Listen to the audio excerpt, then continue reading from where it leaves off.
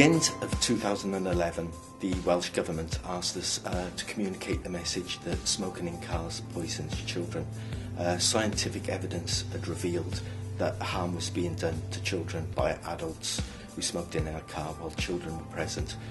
So in order to communicate this message to a very difficult to reach audience, we used a combination of public relations, media relations and advertising to get this message across.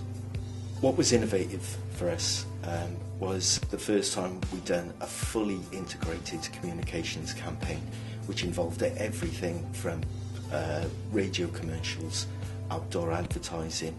We used media relations, where we had a launch event, we had a Facebook page, we had a website, we were offering quick kits, we developed a brand. It was the first time we brought so many areas of the work that we do into one single sole campaign. The challenge for us was to reach a target audience who were notoriously difficult to communicate with.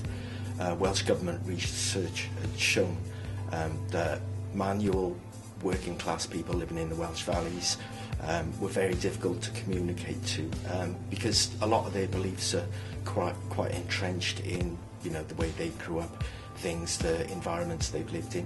So we had to try and convince people who smoked, saw it as some sort of crutch or some sort of reward.